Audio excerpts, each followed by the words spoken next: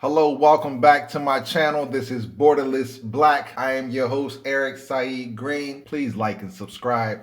Thank you very much. I appreciate that. After 23 years in Germany, I finally understand why Germans stare at you. I got it. I figured it out. I'm going to tell you the biggest superpower that you can have when you visit Germany and you see somebody staring at you, walk up to them and say, Guten Tag. And it changes everything. They're like, du sprichst Deutsch. Guten Tag. And now a conversation is going. Or at least you show, hey, I'm good. I'm taking the initiative to learn something about you. Now, let's go ahead and break it back to when I first arrived here. Now, I arrived here 23 years ago as a soldier. When you live here as a soldier, it is very difficult to get integrated into the German culture because you are literally still in America because you have a military base, you have your own movie theaters, you have your own PX, which is like the shopping market. You have everything you need to never have to leave the base. There are people who have lived in Germany for 3 years and never left the base. I promise you this. I came here as a soldier, and for a good while, I would go off base, but I could always return back to America, so I never felt the need to integrate. And also, every time I left that base, I felt like I was going into a new world, like a Narnia almost. They couldn't come back on the base unless I, signed them in, and I wasn't really doing that too much. So it was like a Narnia for me. So I never felt the need to, let me go ahead and get to know these people and figure out what's going on. All I saw was when I step out there, this is a weird world. It's a language that I don't understand. It sounds very harsh when you don't understand it. It sounds like everybody's arguing with each other. You're watching people, just like you're taking notes. Like, okay, they're interesting. They're standing very close there. Why are they standing so close? Are they about to kiss? It's just something different, right? So for some years, I didn't feel the need. And then I started dating, and she's from an East African country. So now, by the time we start dating, I'm hanging with her family. So now I'm going from American base to African culture. And so I'm driving through the German city, but I'm still not feeling the need to get in contact with it because I'm like, okay, I'm focused on America and Africa, America and Africa, America. And so that went on for some time, years actually. But then by the time the bases started closing down and I realized, okay, let me go ahead and stay over here. Let me see how it feels to live here. And I left the comforts of the American base. I then had to dive into the German culture. And that's when things really changed. The tough part was I dove in as a software developer. So IT stuff. So when you dive in on IT, you don't have to learn German because IT is English. All the programming languages are in English. So more than likely, all the different colleagues that you have, or the majority, will also speak English with you. And Germans are also, anytime they get the opportunity, and this is from my own experience, anytime they get the opportunity to practice a bit of English, they do it. And so now you're coming in contact with people who want to practice their English, and it's like, hey, talk German to me. Like, no, I talk English. And it's like, oh, okay, well, I'll go ahead and fall into my comfort zone and I'll speak English with you too. So for years, I'm just going back and forth in English, not even feeling the need to learn German. And so I'm still not connected with the culture. I'm in it. I'm earning. I'm paying taxes. But because I'm not speaking the language now, when I go out into the city, I'm like, why are they staring at me, man? Dang, every time I walk around, is it because I'm black?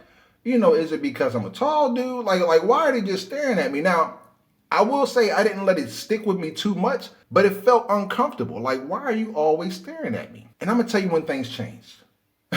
I got into comedy. This is about 2017. Now, keep in mind, I got here 2003. 2017, I got into doing comedy, right? So all this time has gone past. And I wound up meeting a comedian that was doing both English and German. And in 2018, she brought me into the German comedy scene. Now, I still couldn't speak German at this point, but she said, hey, we're going to take your English jokes and we're going to translate those into German. And so then I did it. And I'm a risky guy, I guess you could say. I don't mind taking chances. And so we translated them into German, and I practiced every night. I would stand up against a wall, and I would look at a blank wall, and I would imagine an audience there. And I would practice these German jokes. Another thing that I did was that I would speak my German jokes into Google Translator. And I thought, okay, if Google Translator understands what I'm saying, then so will the audience. And so I did that every day for hours. And then I would get on stage at night and I would talk German to the audience. And when they thought that I actually understood that, I could only speak it at that point. I couldn't understand anything. Right? Only thing I could understand was what I was speaking. And so when they thought that I could actually converse with them, that's when the smiles came out. That's when it changed into something different. I still couldn't understand what they were saying, but it's like I then felt welcomed. I was like, whoa, okay, this is different. And I fell in love with that because then it started feeling like a more of a comfortable place for me. I really fell in love with that. And I got even more motivated and I translated even more jokes. And I got on stage even more to the point where I eventually just said, okay, I'm going to do comedy full time because I'm just loving this interaction and it's helping me to heal from some things that I was going through. Look at my first video and you'll understand what I mean. But eventually all of that, I know that's not how German sounds, but all of that started making sense to me. And now I'm able to actually converse with the people and now the world changed. And it changed so much that I became fluent at the language where I can really speak German fluently with the people. I'm not perfect. I'm not a native speaker, but I can really converse with the Germans now. Now, learning German for the comedy stage actually opened up so many doors for me. For example, when the pandemic happened and we had to kind of go back into the workforce, I eventually became a trainer. And the training that I was giving was completely in German. For about 2 years, I was traveling all over Germany and I was speaking German while giving these project management, service management, product development trainings. And it was just, I was blown by it because now not only am I coming in contact with German people, but I'm coming in contact with different dialects, different localized cultures.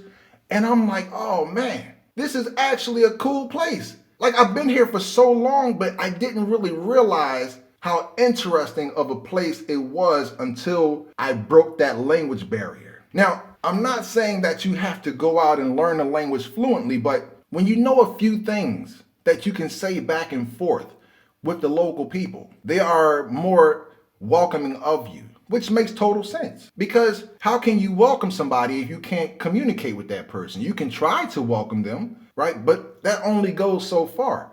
But if a person sees, oh, they're actually trying to talk to me, they will open themselves up to try and speak back with you, or at least guide you in that direction of learning more so that y'all can have a better enhanced conversation. So that is your superpower. Not necessarily learning the language fluently, but taking the initiative to learn something. Because when you try to learn the language, that means you're trying to learn the people. That means you're trying to learn the culture. And that will allow them to say, hey, let's bring this person along a bit further so that we can all communicate as a whole. And so that is a very, very summarized version of my experience. I will go deeper into that a bit later because I've done so much over here and there's so much more to talk about. But that is a very summarized version of my experience here as far as integrating into the culture. Thank you for watching. I will see you next time. I am your host, Eric Saeed Green, and this is Borderless Black. Please like and subscribe. Until then.